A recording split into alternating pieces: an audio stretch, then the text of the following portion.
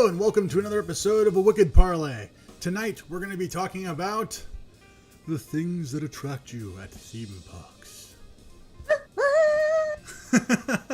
And in this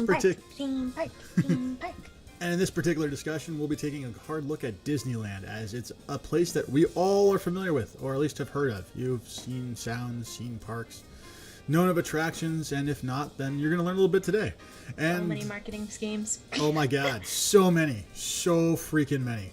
There's tons of images that are be taken from mostly the Anaheim location for Disneyland, but there are a few other places that are Disneyland stuff that you'll see in the images. So hopefully that'll be entertaining and captivating. That's the general gist of what we're going to be talking about. So let's jump into some of the key definitions so that way people understand kind of where we're coming from. Yeah, let's get a head start on it. Yeah. Bum-ba-da-dum. All right. So, first one, theme park. Woo. Like anyone does know. Thing. Does anyone know what a theme park is? Are we sure that a theme park exists? Is this just a figment of someone's imagination? Could it be? Well, if it is a figment, somebody's got a very, very expensive figment. Whenever I think of theme park, I always think of like the South Park episode where Cartman gets a theme park and he's all like, "And you can't come." You know, like I love. Oh my goodness! I love that so much. All right. So our definition for theme park today is an amusement park in which the structures and settings are based on one central theme. Go figure. Yes. And, for Disneyland, I mean, it's like spending money. It's a pretty strong theme. It's how can they separate your money, your precious hard-worked money from your wallet as quickly as possible. From your person. Yes.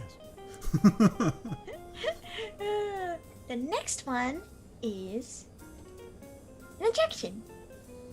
Specifically, something that attracts or is intended to attract people by appealing to their desires and tastes. I can speak. Yes, you can. And this is definitely something that's important to understand because many of the rides that are at Disneyland and Disney World and in other parts of Disney places are not called rides. They're called attractions. And this is important because there's a lot of psychological effects that go into the positioning, the foot traffic that they allow through, and the types of foods they serve around those rides. Food. Food. Kind of like that one canoe ride where you just go around the river. I wouldn't call that a ride necessarily. I mean, I call it a ride. I like that. You call it a ride? It's a nice one. But like, what is it? What's attractive about it is just like it goes around the park. Okay, you know what's attractive about it? You're not standing in a line. Well, until there's a lot of people who want the canoe. That's why you don't go on the canoe during that time. Anyway, speaking of rides, bunk.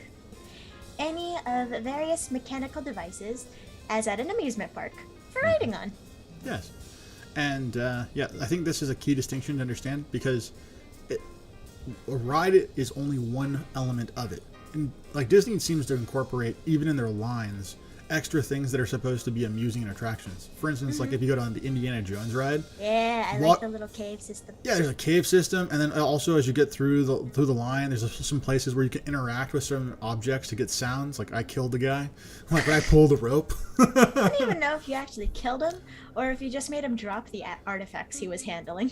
It sounded like he like went and then like there was like a snake pit. So it's like I don't know.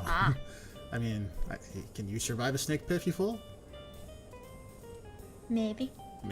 Okay. I don't know. Do any of the viewers want to think about this for a second? Like, hey, could you survive falling into a snake pit? And if you're watching this in the future, send it in the comment section. I'll read it and have a good chuckle. All right, and the last one, nostalgia. Oh, the thing that Disney plays to every single person who likes Star Wars.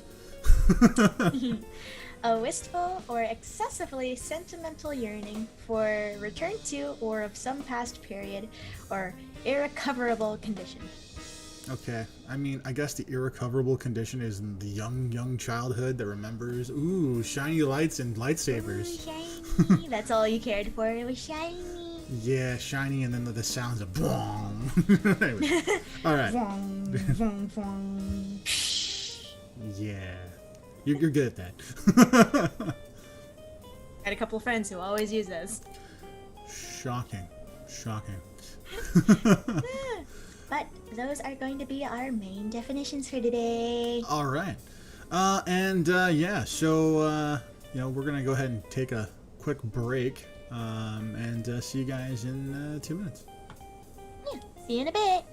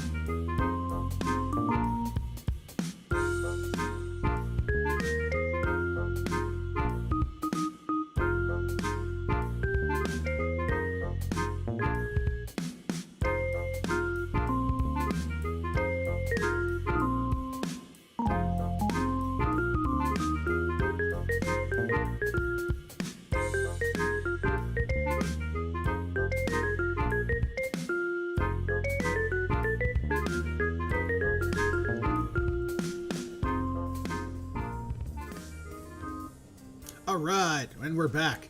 Okay, so obviously, as we were discussing Disneyland, we know that that's the main themed topic of tonight's episode. What is the first of the talking points that you'd like to jump into, Rose?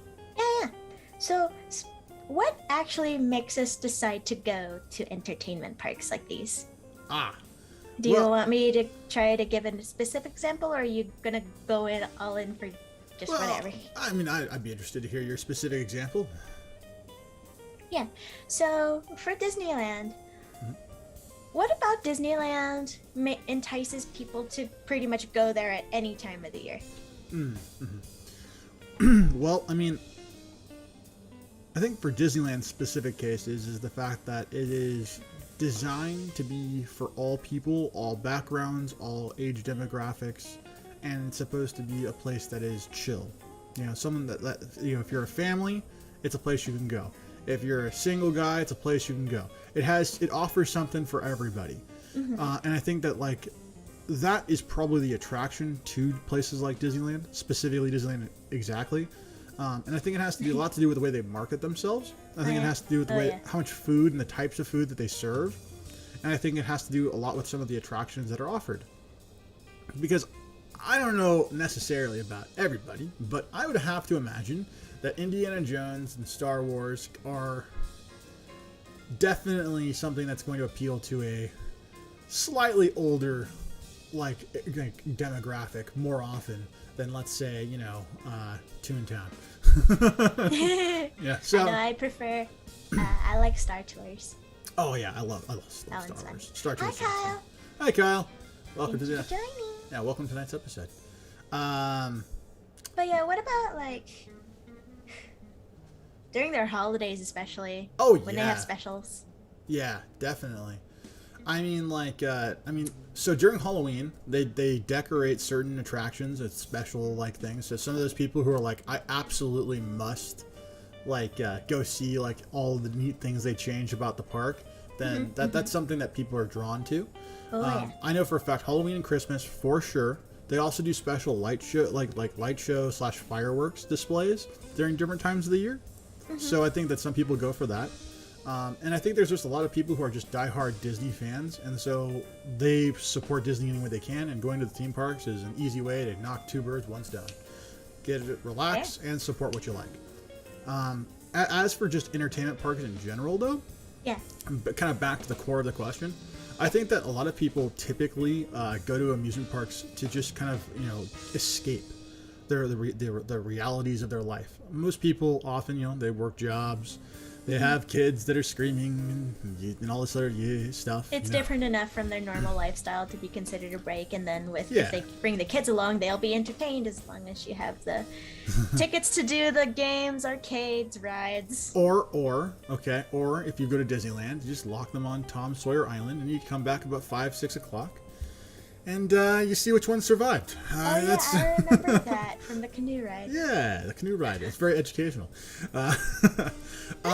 So, I mean, I think that, lots of people go to really just do a whole bunch of things. Then there's also the other side element that has to do with entertainment, and that is the fact that you can see all sorts of different types of media, and media plays a huge role in what you want. And so Disney does subtle things to entice people to act and behave in a certain way. And so that way they want to, when they associate the idea of having fun and engaging in some sort of free activity or vacation, sometimes those people who have seen a lot of Disney advertisements will automatically associate their vacation with Disney. So it kind of I would say guides them to Disney on their time off. Also, hello host. I couldn't say it earlier, but hello. Yeah, hello host. That's good to see you guys. Yeah. Hello. We haven't been abandoned. Yeah, and before I forget, Kyle, you emailed the show a very interesting amount of data about the previous episode.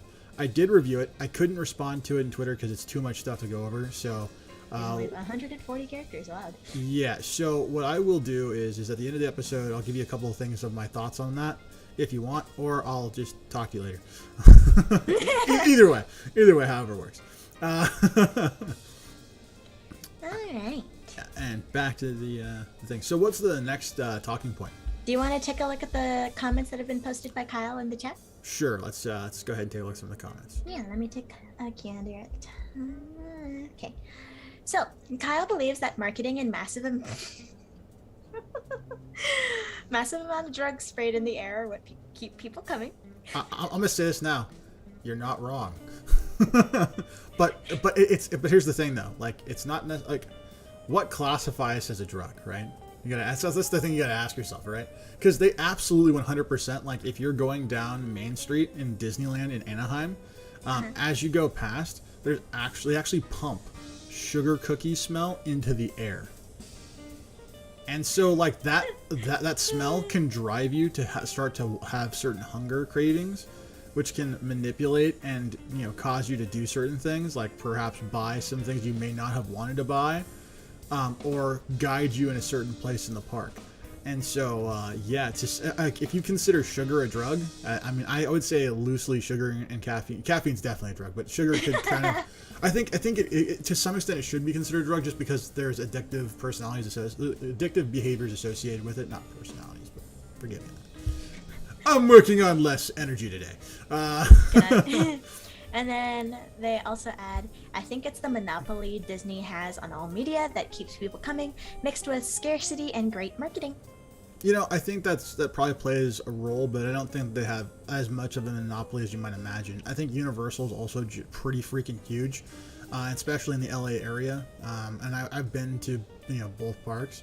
And there's tons of other parks that are also in the LA area. And I'll just say that I think that media plays a huge role, but I also think that having attractions that people actually want to go participate in and see and play in and whatever you want to call it, all of that plays huge roles. And so I think that it's not just the monopoly element.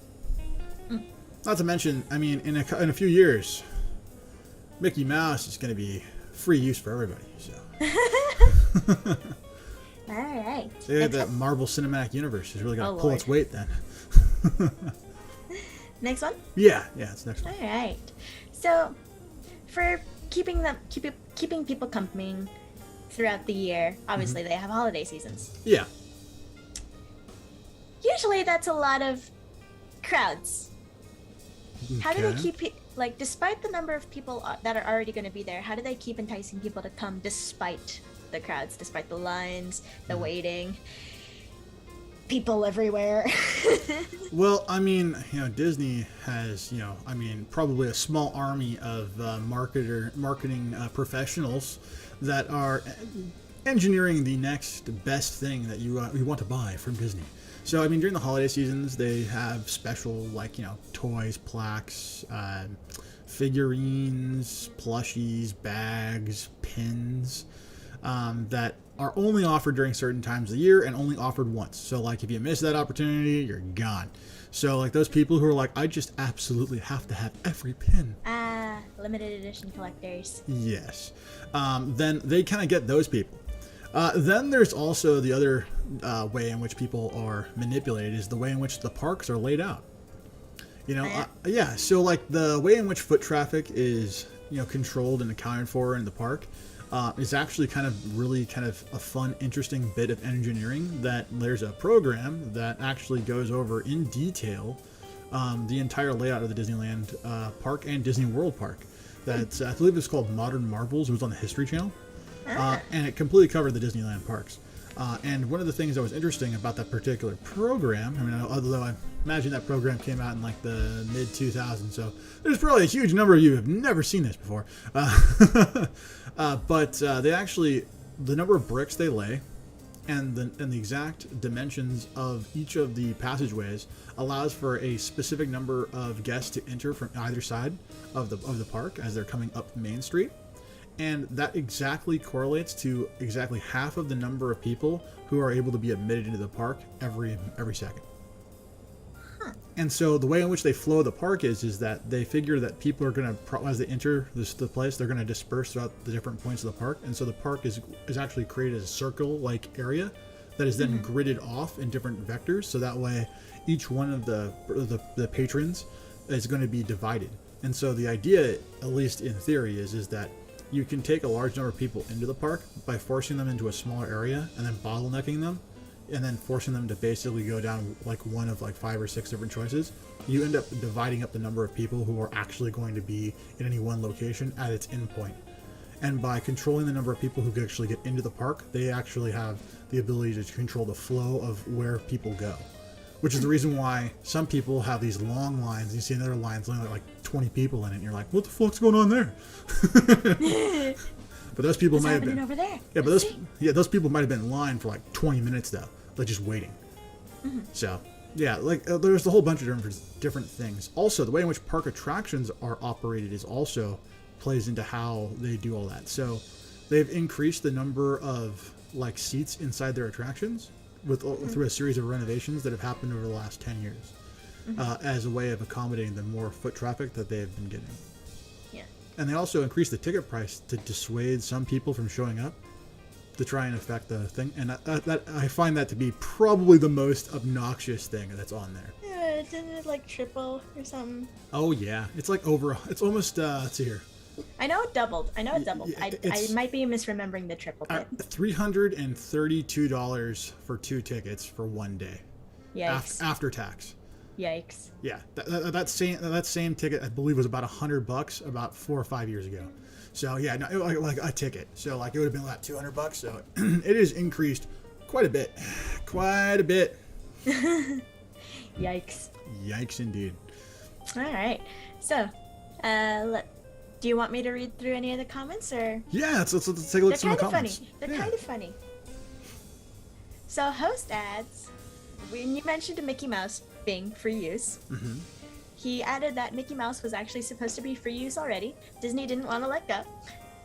Okay. And Kyle added, $50 on Disney lobbying Congress on extending copyright indefinitely to protect the mouse. Yeah. Okay, I'm just gonna say this now. I hope to God they fail. Not because I want to see the mouse be free, because frankly speaking, No, I don't care about that. I'm not going to go down. I'm not going to touch that because like there's some bad things, and I don't want to get demonetized like 100%. Like did I have this video striked or something? Like no.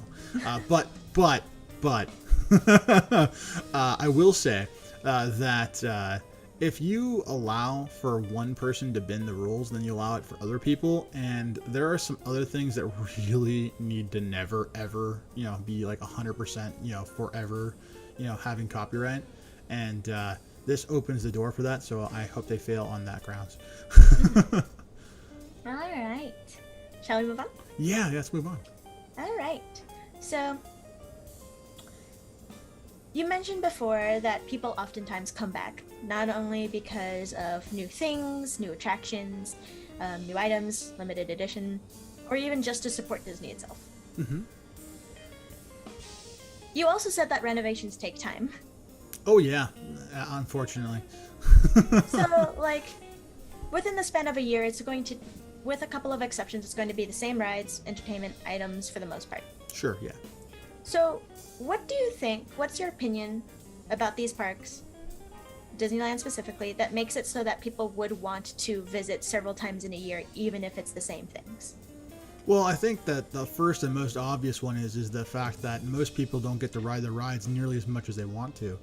I mean... Also fair. I mean, Rose, when we were there, all right, we had to wait in line for 40 minutes to an hour for a couple of the rides. Yeah. And keep in mind that particular day was considered to be a kind of a medium day when it came to busy. Mm-hmm. So, like, I've been there on days where the lines were 120 minutes to do a ride.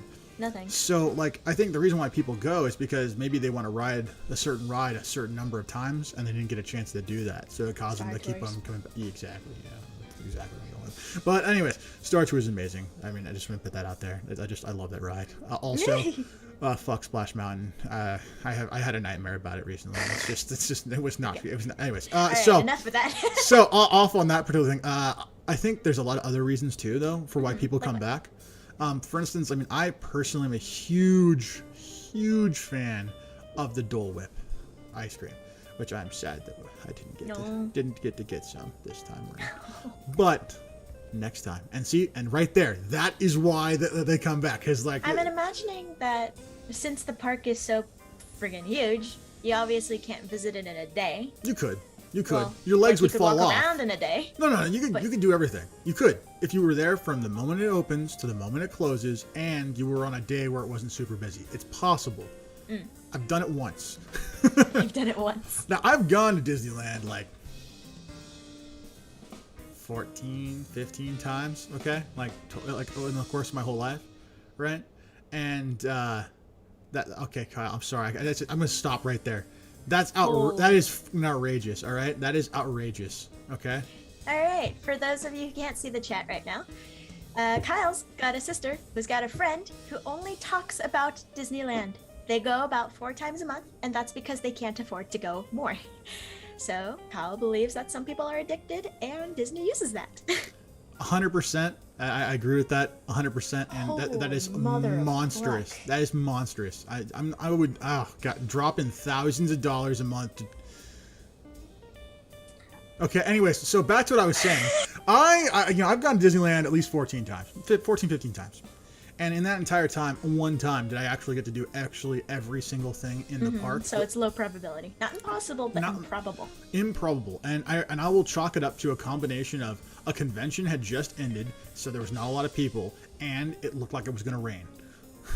Yeah, rain would do that. Those two particular things combined, and the fact that, I think they were doing some renovations, and so people were preparing for the Star Wars Galaxy's Edge part.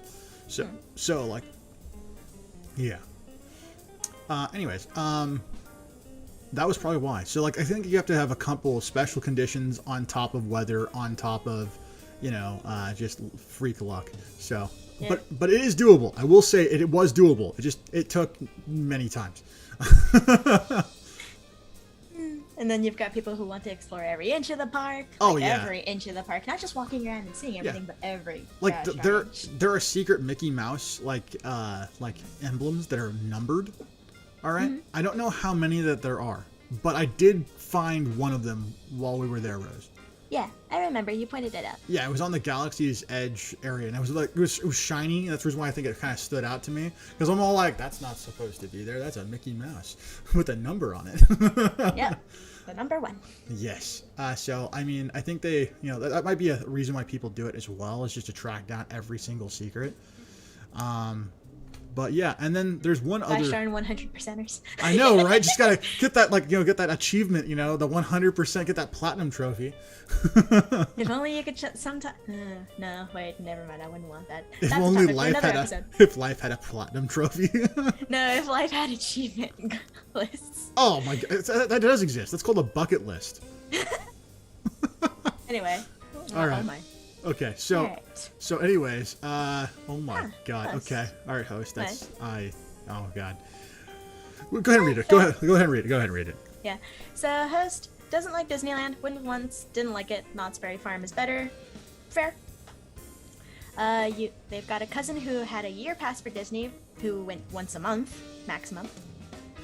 And then Knott's Berry Farm, when it was close to closing time, very magical apparently. Rode the same water ride like 10 times in a row, almost got hyperthermia. Oh my god. Holy mother. Okay, I would say this. Some people would disagree with you about Knott's Berry Farm. I am not among them, but they probably exist. Been. I need to go. Maybe we'll go. Okay. Yeah, let's put it on the list. Okay. When it comes down to Knott's Berry Farm, I would say that it's a pretty good place, pretty cool place. But I wouldn't go during the winter. Like that's I wouldn't go anytime it's cold. But anyways, yeah. So I think we're about ready for a break, are we not? We can handle a couple more. Oh, we can? Like 1 or 2-ish. 1 or 2-ish? Okay. So, we mentioned nostalgia before. People have that Disneyland nostalgia. It's the big thing. It's a lot of people's childhoods. Mm-hmm. How much does nostalgia play a role, especially for visits with family members, when it comes to potentially introducing their kids to the world of Disney? Yeah, I think that right there, that little last bit you did there, that touches on the real nostalgia part. I think that when especially when you have families, right? Mm-hmm. I think that you want to be able to connect with your young kids. You want your young kids to be able to identify with you in some way. And one of the things that I think a lot of Americans particularly do to create this sensation, I think some people just around the world do it too, but I think I've noticed it with Americans a lot, is they'll take something from a media platform that they liked when they were younger and kind of introduce it to their children and trying to perceive them to say, hey, you should like this. And then when they like it, they're like, cool, we now have something in common. Now I can share these cool things with you. And I think that Beauty and the Beast for me, Aladdin, are all going to be things that if I ever have kids, that's something that I would do. And I would do it not because Disney says so, but because I say so. Nemo. Nemo, that's a good one. Nemo's a good one. I like Nemo. I like Finding Nemo. So, I think that that's one of the reasons why. And I think the other thing too is that often some of the most happiest memories that we have are linked to our childhood. And I think Disney has monopolized by thanks for that particular term, Kyle. Has monopolized the entire I think young adolescent media spot to such an extent that I think it's very difficult to separate experiences that you might have without mentioning Disney in some way, shape, or form. I mean, when I was a kid, literally every year was a different animated film, almost like the Marvel Cinematic Universe is today. So I think that's the real reason why nostalgia plays a role, because they're trying to tug on those particular heartstrings. At the same time, you're trying to intertwine and associate perhaps with your children or loved ones. Okay. Yeah, that's fair. It's a big nostalgia trip. Want to visit and remember the old days when the world wasn't full of annoyances. Yeah, demonetization viruses and just demonetization viruses, adulting. Adulting is terrible. I hate adulting. Gonna do it, but I don't like it. Scam you, Bills. All right, so Rose, what's the next one that you want to? I think last one before we go on to the break. Okay. How big do you think an entertainment park has to be in order to be large enough to warrant multiple days of going there? Like in a row type of scenario. No. See, that's the thing. I don't think size matters. I think it's like number of things to do. Like, I don't think you have to have a big park to have a lot to do. Like, there's some, like, for instance, like a water park. Like, all right, when I was a kid, there used to be this place that was awesome near Arden that was a water park that no longer exists there. Oh, wow. And, yeah, I know. That's unfortunate. Yeah, and I like water parks. Yeah, me too. There is a water park there still, sort of, but it's nowhere near like it used to be. And there was another place that was right next to it called Paradise Island that was kind of like an arcade, like a super version of a Chuck E. Cheese, basically. Like it had an arcade, but it also had like go-karts and bumper boats and all sorts of crazy stuff. And I would go there 2-3 days, easy.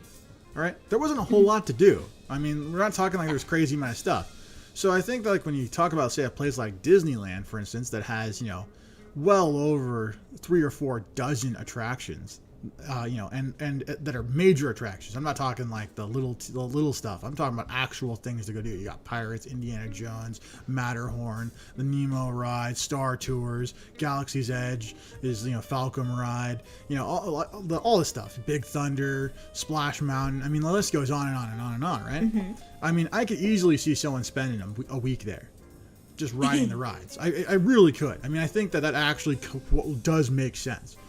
Because I think that like it kind of boils down to something I was talking about before. You're not in a single day. You're probably on an average day. You're not going to have time to actually ride all the rides you want to ride in the way you want to. Mm-hmm. And sometimes rides are better with different people. You know, if you get a screamer, you know, on your ride, and you're not into screamers, then maybe that ruins your ride. So you got to go on it again to have an experience without the screamer, and vice versa. Or what happens if you ride a ride and get puked on? Ew. I mean, that's happened once. That was horrible. Gross. Yeah, a guy was like, he was at the front. He was in the front of the coaster, full spread. You know, like, yeah, it was bad. That's gross. Yeah, it was bad. It was bad. So like, yeah, I definitely think that like there's a whole bunch of like things that kind of play into that, and I think that like it's based on the number of attractions and then the amount of things you have to do. I think if you have sufficient things to do, then I think the number of days is good. Disneyland's a special case though. Oh yeah? Yeah, because Disneyland has right next to it California Adventure. Oh yeah. And you have there's the park hopper option, so you can go between both parks, and so that you can increase the number of rides. Now, I will say this. California Adventure has, in my particular opinion, 3 attractions that are worth going to go do. There's 2 that are worth doing at least once, and then probably never again. And then the rest of it's kind of like, you know, I mean, been there, done that, you know, kind of thing. So, I mean, the real reason to do it is gone now. Like the biggest thing that I liked over at California Adventure is now no longer there. This is the Hollywood Tower of Terror. They replaced it. That sounds awesome. It is awesome, and it's in Disney World still. But they did a modification to the ride, and in my opinion, they ruined it by turning into a Guardians of the Galaxy themed thing. And I mean, like, if you're into that kind of stuff, then great. And I like this stuff. I just don't like it at the cost of a ride I actually really like, you know. So it's fair. It's like that's not a good thing to me. So, but yeah, so I would say like California Adventure, if you've never been there and you go to Disneyland, that's definitely worth doing both things. The food is amazing over there. Like, there are so many good food options in California Adventure that it's worth probably getting the park hopper for the food alone. And there is the super awesome roller coaster, which is amazing. It does have a loop to loop, so if you don't like loops, then that's kind of a thing. But it does travel like 60 miles an hour, so it's pretty fantastic. All right, I think we've spent long enough here. How about we go on a break to give not only ourselves a break, but our audience. Yeah, and the paid advertisement for Disneyland is now going to come to an end. I know, right? And from our sponsor. I know, right? From our sponsor, Mickey Mouse. All right. We'll see you in about 2 minutes, where we're going to talk about the business versus the psychological aspects of such an entertainment park. Oh, looking forward to that. It's going to be so enjoyable, right? See you in a bit.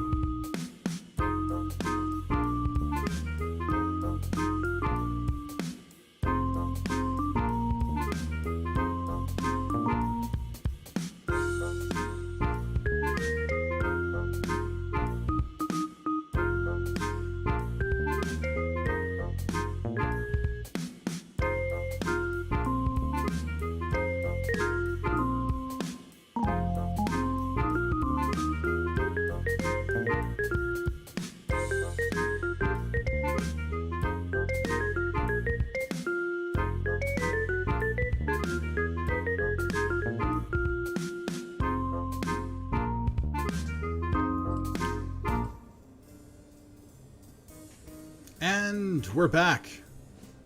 So we're Hello. and we're gonna be talking about the business versus the psychological and pertaining to Disneyland. So, Yeah. and I will say this though, I have been reading your guys' comments. It is hilarious, and we may even do a Disneyland creepypasta episode in the future. So, thanks for that, guys. And if you Very guys excited have to see what happens. and if you have creepypastas about Disneyland, send it to us. We'll read them. We may even use them. That sounds dangerous. It's dangerous and fun. Oh my. As soon as you call somebody fool, you'll be the mark of a Disney villain. Foo! There you go. That and have lime green. Oh my god, I know. I was thinking like when I was saying like I was thinking oogie boogie. All right. So, we've mentioned how entertainment parks are laid out in a certain way, not only because of foot traffic, but to kind of separate people into the different areas and still have them able to, appreciate the park. Yes, yes. So, how much do you think goes into that thing? Like, for example, we went to Splash Mountain, famous for getting customers stoked. Oh yeah. At yeah. least once. And water in all the places you don't want, especially when you're walking around for miles around the freaking park. So, there are ponchos sold in the park, and I know that for a fact because I Yes. saw somebody with a Disney one. Yes. But they're sold usually further away from Splash Mountain. Near New So- Orleans Square Ah, okay. and Main So, Street. what are some of the possible decisions that went into selling these items further away from the attractions that they're for? Yeah, well, here's the thing. I know that Disney does a whole bunch of different, I would say, psychological data evaluations and like various things by conducting a series of surveys, as well as doing controlled studies by gathering groups of individuals and having them go into the park and sort of like rate their experiences along certain things like that. And so what they did is they asked a series of people all the time. Every person who ever goes into the park gets an opportunity to send in a survey. Every time they take the survey, they actually take all the data from that particular thing and then they actually use it over a long period of time to make subtle adjustments to the park, so that way every person who goes has a better experience than the people who came before them. And so Slowly improving everything. yeah, and so what I imagine has to do with the pawn show thing. Probably is the fact that a lot of people probably know they're going to go on Splash Mountain. It's not their first time into Disneyland. And they're like, okay, I want to buy the pawn show at the front gate and then not have to worry about it. And by selling them at the front gate and not near there, you don't create congestion around that particular area of the park. Fair, because everybody would be lined up. Yeah. That's not even including the line for Splash Mountain or Pirates of the Caribbean or any of those water. Any of the water-based stuff, like Matterhorn. I mean, like you can Matterhorn, get wet on canoe, Matterhorn. Jungle Cruise. I mean, the canoe part. I mean, if you fall into the freaking lagoon, I'm just gonna be like, I'm gonna laugh. I'm gonna point. I'm gonna laugh, and then everyone in the park is gonna be like, that guy's a dumb fuck. This is like, how in the world did you fall off? Exactly. How hard is it to use a freaking paddle? Dude, I'm just imagining. Okay, this is getting off topic. I was gonna say something funny. Whatever. No. Say something funny. Screw it. I go off topic all the time. I was just imagining someone being dumb enough to whack a person off the canoe with the freaking paddle. Don't you dare. I mean, not you, but I can think of some people, some willing victims. Yeah, I can see like the congestion would be an issue because longer lines and people get mistaken with the lines all the darn time. Oh yeah, and it's specifically like, let's say like the cases for both Matterhorn and for Splash Mountain, their locations are directly right next to major areas for people to congregate for food and for young children. So like it's especially important for those particular parts of the rides for them to not have to deal with, people potentially having to worry about little kids running into the line or, having any sorts of things like that. So it's already crowded enough. Don't make it a fire hazard. Exactly. Yeah. It's already a pandemic hazard too. Yeah. But it's okay, Rose. We did it for science. There are also potential areas where you could put an arcade, like a video game arcade or something like that. Oh, yeah. Like coin arcade, claw machines, stuff like that. For sure, yeah, definitely. Why don't you think they have more of those? They have places that are named arcades, but that's like just because it's the structure. Yeah. Like, I know I was very confused. It's like, it's an arcade. Why don't I see, like, arcade games? Yeah. And then I learned arcade's an actual structure for architecture. Yes. I think it's probably a couple of reasons why. I do know for a fact that there are games offered in Disneyland, like what you're talking about. It's actually on the Pizza Planet part near Space Mountain. That makes sense. We didn't go in there. Yeah, well, we walked by it. By it. And inside there's a few games, and in the past there were more.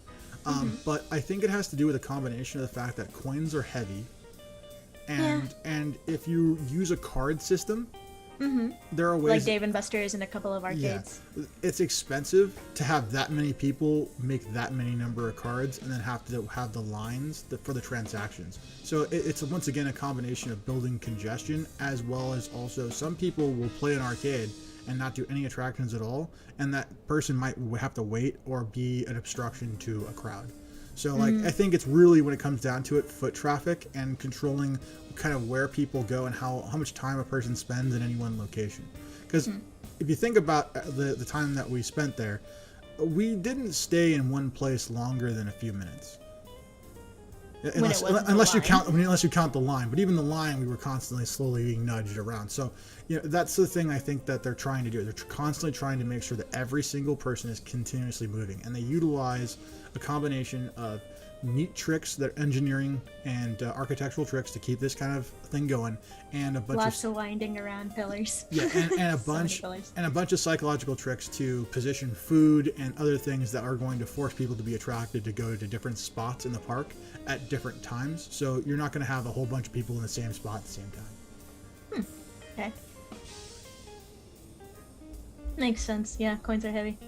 Yeah, coins are heavy. Also keeping up with the times, because people are going more and more for card transactions rather than cash. Yeah, exactly. I mean, and the thing about that is that there's a lot of ways that cards can be a problem. Yeah, especially if the tech system starts working for whatever reason. Yeah, that's true. imagining kiosks going down all the time because of the sheer amount of people using them. Yeah. Also, Like the worst. yeah, I mean, also, Disneyland's known for attractions and like food and stuff like that. I don't think they want too many people spending the majority of their time in Disneyland playing video games. Although those dedicated Pokemon players who go to Disneyland while having their DSs and various other mobile Pokemon game platforms will beg the difference. Why am I not surprised? I mean, hey, come on, you're in a line. Why not, right? All right. Next thing that I wanted to ask about was like why they have the food stops and the restroom laid out the way they are. Like obviously there's the restrooms at the very front entrance gate because it's just right at the entrance gate. But like I remember when you get into what was it, Tomorrowland? The nearest restroom was all the way at the end of it. The nearest restroom's in New Orleans Square, next to the gift shop. Did not go to that But one. it was blocked off by a huge crowd of people. That's why I didn't point it out. Yeah, I know the layout too much, I think. Well, the truth is that like when it comes to Modern jousting for this. yeah, modern jousting, there you go. That was for the canoe paddle yeah. knockover. hey, you know what though? I'm okay with that. Let's just add in some basketball hoops at the end of the canoes. Extra points so we can get some of their personal effects into the hoop. So when it comes down to the way in which I think that happens is that once again I think it comes down to foot traffic. You don't want people to stay in one place, so you want them to move. So if they have to use the restroom, they have to travel far. And I'm imagining it's also so that they can see more of the stuff they wouldn't have seen if they didn't need to go to the bathroom. yeah, I mean also think about where those bathrooms are located. Those bathrooms are located right next to gift shops. So Yeah, they were. they're literally like, hey, use the restroom, cool. Now buy a trinket. Buy a Twinkie. This is the reason why, like, whenever someone gives me a gift from Disneyland and I didn't go to Disneyland, I'm always like a little leery of it because I'm like, did you wash your hands? He's just like, I don't know where you were. Yeah, I don't know how clean this is. It's kind of interesting. I didn't think about it because I was too busy taking in the experience. Yeah, They are right next to friggin' gift shops. Oh my goodness. yeah, like there isn't a single one that's not next to one. So it's quite funny. I mean, honestly, like it's like you go to where if you use the restroom, go to where the gift shops are. You'll find a way. So if you're in a bathroom, you're definitely next to a gift shop. If you're in a gift shop, not necessarily next to a bathroom. Yeah, not necessarily, but I mean, it's fair reasonable. It's reasonably certain that it's nearby. All right. Okay, so yeah. Speaking of gift shop. Speaking of gift shop. Lord Almighty. Those items make me question how and why they're so expensive. Like, some of them are really good material, which is obviously going to be expensive for the manufacturers to make. Some of the others, not so much. You're paying for that trademark. That Disney stamp. That's what you're paying for. And I'm like, what? Like, why do you think people are so willing to buy the souvenirs that are relatively expensive in comparison to like the quality that went into those items? Like some of the tumblers, friggin' heavy duty material. Some of the hats and stuff, not flimsy at all. I've seen some of the plushies though. By gosh, do some of them look defective at times. Yeah, I mean, definitely 100%, like not even like just what's going on? Anyways, so I didn't mess up my hair at all. Like, what do you think goes into play for why people are okay with buying that type of merchandise, even if it's not the actual best quality that they could do? I think it's just to say that they bought something at Disneyland. I mean, I think a lot of people will buy like shot glasses, or will buy like key charms, or they'll buy pins. That'd be like, hey, look, this hallmarks my experience. This is something great that I got while I was there. It's a small little thing. And then other people are like, I must have the craziest giant castle stein that exists. That was me, by the way. I bought a castle stein. And I had to do it because I wanted a Magic Kingdom in my cup of hot cocoa. It was very important to me. That is never a sentence I'd ever thought I'd hear somebody say. Yes, I know. But, like, a bad thing happened to that cup. Yeah, so it was plastic and Oh. hot, and plastic don't work, and it melted. So yeah, Each plush is filled with love. yeah. Actually, Each plush is. it's filled with love, but also filled with a poor person's tears. So there you go. We're on the same page, us. We're on the same page. Good. We're on the same page. Oh goodness. Well, some of them are getting more love than others. Yes. I don't want the one that's got too much love. That's a little gross, so that's way down. Okay, anyways, so back onto the topic at hand here. Yes. Yeah, I think when it comes down to it, each person is going to appeal, something's going to be different about it. If you're a wedding a couple that's obsessed with Disney, then they can sell, Disney China. We saw that. Yeah, we did. And it's high quality. Or you can go buy, some cheap cups that are like, kind of crap, and they break after a couple uses. So it's kind of like, it's kind of up to the person and kind of like their budgets and stuff like that. But I think that Disney merch is probably catered to being like every person who walks through the door can afford to buy something. Mm-hmm. And so everybody's gonna find something they want. Yeah, in the nice way of looking at it, it's like they're making sure that everyone gets to have a magical piece of, the Disney experience. But also Disney makes a huge chunk of change every time they open the doors to Disneyland. So. Yeah, they do. Yeah. and holy crap, host! Seriously, oh my god. They went from 0 to 10 to 100 real quick. Okay, all right. So first of all, Kyle, people who try to do that nowadays actually get arrested. Like the mouse, the most ridiculous police I've ever seen with the mouse badges. Legitimately, they stopped those people. So it's like there isn't a spot that isn't actually on camera anymore. They've recently modified the park so that way you're 100% on camera the entire time you're there. So you can't do it anymore, unfortunately. Goodness, imagine the security team watching just everything. We saw it. Did you not see the guys in the white shirt with the shiny badges and the weird pants with the stripe just running across the park? No. Okay, all right. Well, hey, yeah. And then also, the trace level of arsenic. Ah, God. Yeah. I'm not going to deny that one. It used to be. I don't think it's the happiest place on earth anymore, and it doesn't have that much human ash anymore, unless you count the parking lot. Yeah. Parking lot might be a little bit of another question. I don't know. That was a long walk. Oh, dear Lord. That was a long walk. Yeah. How many steps did we do? I don't know. Well over 25,000. Yeah, I don't know the exact count. Well over. Over 5 miles at least. At least on that day. At least. So, yeah. So, anyways, next. What's the next talking point here? Yeah, sure. Real quick. Oh gosh. So this is more of a lead up to obviously this isn't every bad thing about entertainment parks, but there's only so much you can cover in an hour. There's only so much you can do in an hour. So, if you had to choose between exercise and talking about the food at Disneyland, which one would you rather? I think I'd choose exercise. Okay, yeah, let's go. I know it's probably not the thing you thought, but I'm biased towards food, so it's just whatever. We want to talk about food? Let's talk about food. No, I asked about you. No, let's talk about food. We're going to talk about food. We're talking about food, okay? All right, so since you're biased by food, and I know you got to sample food, I was there for that. Yeah, I know. What was your favorite thing?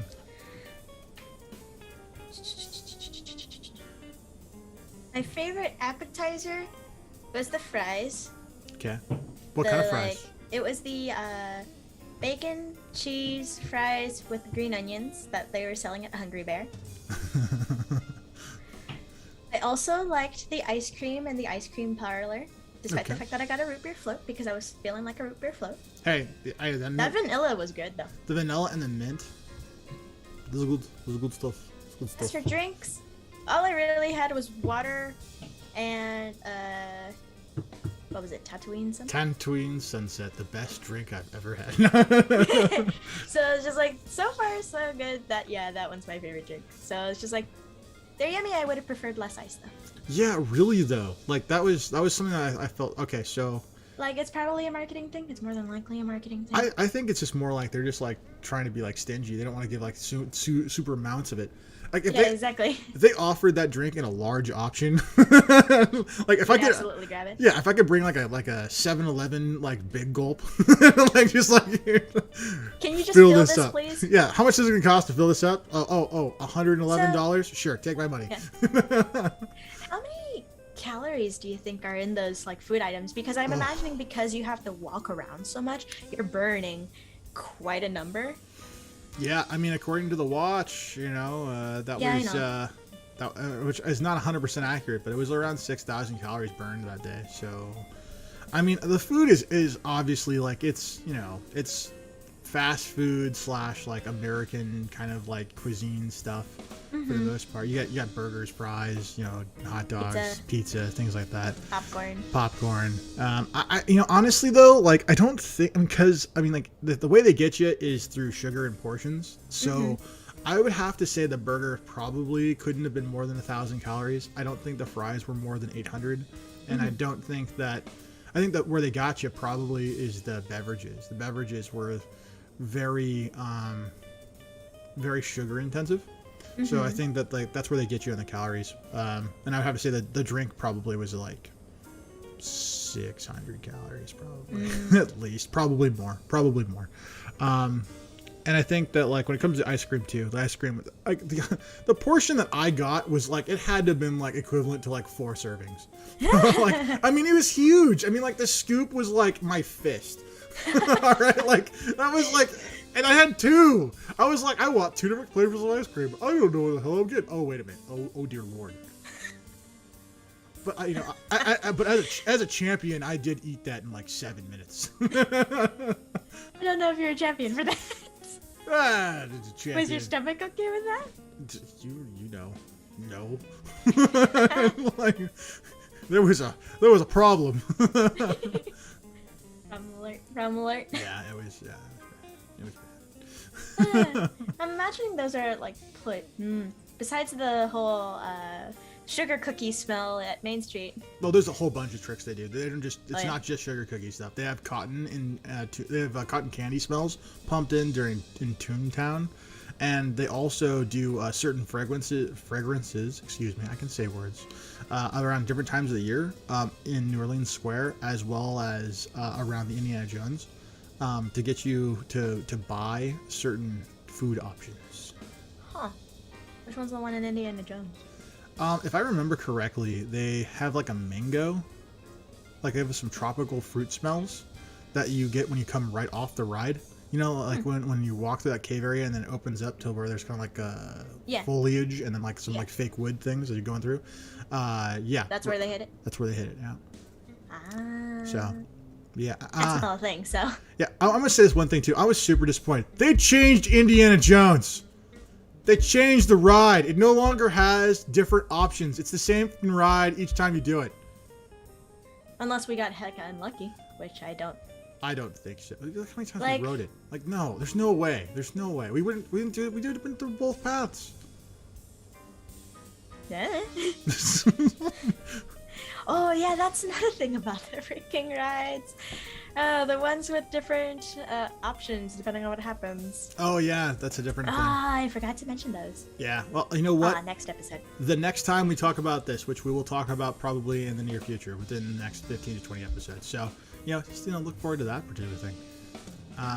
Speaking of food, okay. So speaking of food, I went to Disney World and ordered a veggie burger. They cooked the veggie burgers in bacon fat. Nah. Wow, what a delicious, totally not helpful to a vegan or a vegetarian in any way, shape, or form. They cooked everything in bacon fat. That would have been good to know before you ordered. Yeah. Oh my God. So did you just like throw it in their face? You're like, how dare you, sir? Or ma'am. I don't know who it was. Or they. Everybody's a they until they say otherwise. Oh, dear Lord. I read that recently and I'm like, yeah. I mean, I'm going to start referring to everyone as it's. You're it's. You're at it's. Okay, that's fine. But yeah, that sucks, Kyle. Yeah, it's a terrible thing. Well, I hope that you guys all found this to be fun and interesting, and hopefully you guys learned something new. And I learned a couple new things. I know I did. Yeah.